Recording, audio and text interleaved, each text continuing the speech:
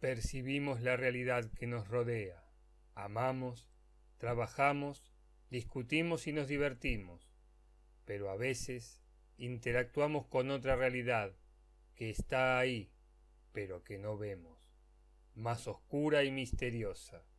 Esa es la realidad alternativa. Hola, ¿cómo están? Bienvenidos una vez más a la realidad alternativa. Espero que las cosas en su vida marchen bien y si no tengan por seguro que pronto van a mejorar. Acá estamos en este nuevo video del canal y en esta oportunidad para agradecerles a todos aquellos que confiaron en el canal y que hoy pudimos superar la barrera de los 100 suscriptores. Si bien yo sé que por ahí puede resultar exigua la cantidad, pero para mí es un logro muy grande. Así que les agradezco a todos aquellos que se han suscrito y animo a que inviten a otros a que se sigan suscribiendo. Muchas gracias. Bueno, hoy vamos a hablar de los cátaros. ¿Quiénes son los cátaros? ¿Cuáles fueron sus acciones? ¿Qué fue lo que los llevó a que tanto la iglesia como los reyes de entonces se fijaran en ellos? ¿Y cuál fue su pecado para terminar como terminaron? Sin más, comencemos. En el siglo XII se desarrolló en el sur de Francia una nueva secta religiosa, la de los cátaros o albigenses. La Iglesia Católica echó mano de cuantos medios estaban a su disposición para extirpar esta herejía. Le ayudaron a ello los reyes de Francia, que vieron en ello la oportunidad de extender su territorio en dirección al sur. A despecho de una caza despiadada, los últimos cátaros no pudieron ser exterminados sino hasta 1328. Los cátaros formaban parte de una secta cristiana, también conocida como albigenses, que gozó de mucha popularidad en los siglos XII y XIII en la región francesa del Languedoc, en el norte de Italia. En 1179 el Papa denunció públicamente a la iglesia cátara, pues según él provenía de una secta herética. Para la traducción del nombre cátaro hay dos corrientes. Una que dice que se cree que proviene de la palabra griega cataro, que significa puro o purificado. De hecho, ellos no se llamaban a sí mismos cátaros, sino se llamaban los hombres buenos. Y la otra es la de que supuestamente proviene de la voz alemana keter, que significa herético o adorador de gatos. O sea, como que ellos cometían una herejía adorando gatos y haciendo lo que supuestamente la iglesia en ese entonces consideraba invocación a Satán y cosas así. Por un lado, los cátaros tuvieron problemas con la iglesia católica, ya que se negaban a aceptar la autoridad del Papa. Creían que la cruz era un símbolo maligno de la tortura y la muerte y no les gustaba el comercio de reliquias religiosas, negocios muy lucrativos para la iglesia en aquellos tiempos. En lugar del juicio final de las almas, un concepto que los cátaros no aceptaban, creían que el mundo físico dejaría de existir cuando todas las almas fueran liberadas de él. En el año 1209, el Papa Inocencio III convocó una cruzada contra los cátaros, que conocida como la Cruzada Albigense, en alusión a la ciudad cátara de Albi, fue especialmente sangrienta y cruel, y acabó con miles de vidas, tanto de cátaros como de cristianos. Fue una cruzada decididamente sangrienta. Fueron simplemente, como decía con anterioridad, a matarlos, a masacrarlos.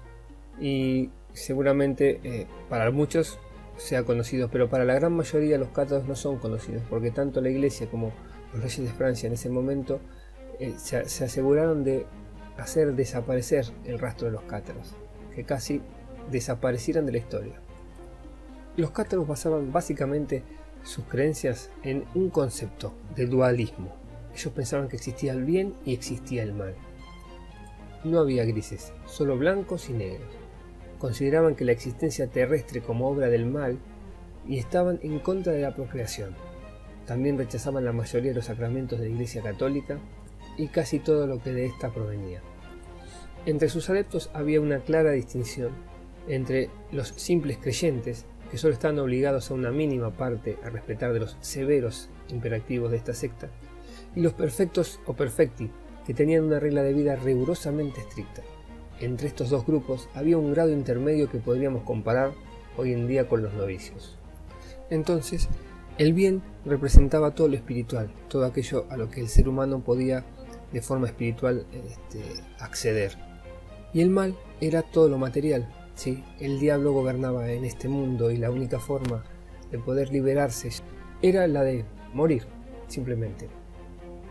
Para eso existía el ritual de la hendura, por la cual, en muy contadas y extraordinarios motivos, era permitido el suicidio, por medio de la privación total de comer y beber. Pero sobre todo la hendura se practicaba cuando intuían que su fin por enfermedad estaba próximo, abandonándose en su camastro con total pasividad, sin moverse, sin comer y dejando que la fiebre o la enfermedad siguiera su curso. Teniendo además en cuenta que la longevidad media en aquella época era de unos 30 años, así como la casi inexistencia de una medicina tal y como ahora la conocemos, y la convicción de que Dios era quien decidía cuándo una persona debía morir, más aún por tanto el cristianismo era totalmente reacio a las investigaciones científicas de cualquier tipo. Otras particularidades de los cátaros eran que no debían mentir nunca, marchaban siempre en pareja, dejarse la barba que posteriormente suprimieron por causa de las persecuciones, para así poder pasar desapercibidos. Vestían de negro, cubriéndose la cabeza con la capucha del manto, dos cosas estas que también suprimieron por razón de seguridad. Debían llevar siempre una bolsa donde guardaban el Evangelio de San Juan, una marmita para evitar, si alguien les prestaba un recipiente para comer, que pudiera contener restos de grasa, ya que la tenían prohibida. Consideraban a la Biblia como un libro atroz y monstruoso, por los relatos que contenían, crueles y llenos de sangrientas guerras que no respetaban a sus semejantes. El signo de la cruz era igualmente rechazado por considerarlo una muerte ignominiosa, por lo tanto no admitían la Eucaristía. Vivían pobremente al estilo de los primeros cristianos, ayudando a todo aquel que lo necesitase. Se sustentaban por su trabajo manual, que debía cada uno escoger de su preferencia y realizarlo con total perfección. Los únicos templos que se permitían eran el mismo cuerpo, que debían purificarlo constantemente con ayunos y mortificaciones, en donde residía el Espíritu de Cristo. Creían en la transmigración de las almas de unos cuerpos a otros, al igual que los hindúes. Otra particularidad de los cátaros era que en la Edad Media la mujer era considerada como un simple objeto de reproducción humana, sin ninguna clase de derecho, pudiendo incluso el marido matarla en caso de adulterio. Los cátaros, por otra parte, consideraban que la mujer debía emanciparse, y aun considerando el amor carnal como un pecado, no era así al tratarse de una mujer creyente. El bautismo era imprescindible, para salvar el alma que debía ser pura. No admitían la idea cristiana del juicio final ni del infierno eterno. Encontramos así una religión o secta que practicaba el cristianismo primitivo, es decir, el ayudar al prójimo, despojarse de todo aquello material más que lo estrictamente necesario y la abstinencia de todo exceso y todo pecado. Razón de más para que la iglesia, que en ese momento era opulenta, bueno, casi como ahora, que se atiborraba de todas las riquezas y todos los placeres del mundo terrenal, ¿no es cierto?, del que los cátaros decían que estaba gobernado por el demonio. Esta iglesia evidentemente no le gustaba, ya que estaban cobrando muchos adeptos los cátaros, porque la gente veía que lo que profesaban lo practicaban, al contrario de lo que pasaba con la iglesia.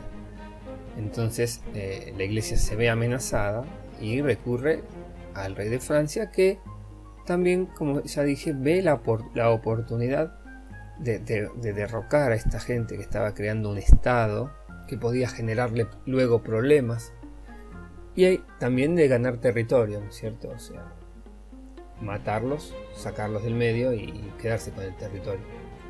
Es así que los cátaros se fueron progresivamente perseguidos y diezmados por todo el Languedoc, con importantes plazas cátaras como en Tolosa, Minerva, Carcassonne, Pius, Queribus, Limo.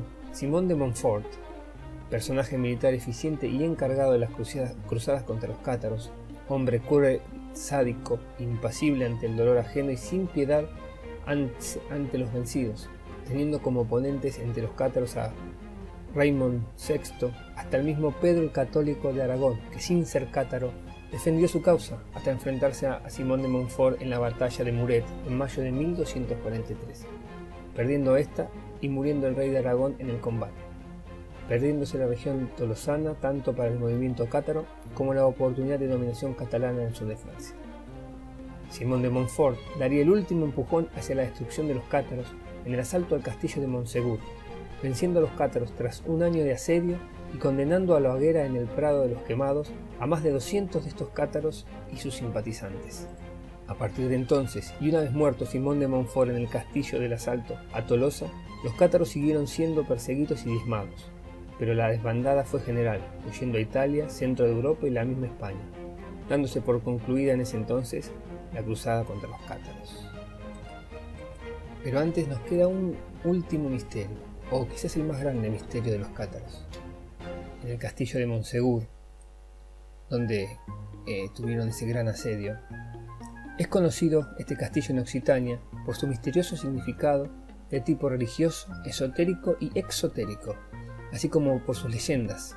Una de ellas nos habla de que los supuestos tesoros, incluido el tan buscado Santo Grial, que los cátaros fueron trasladando desde Montsegur por oscuros pasadizos y caminos ocultos hasta una grieta secreta en la que los escondieron y aún no habría sido descubierta.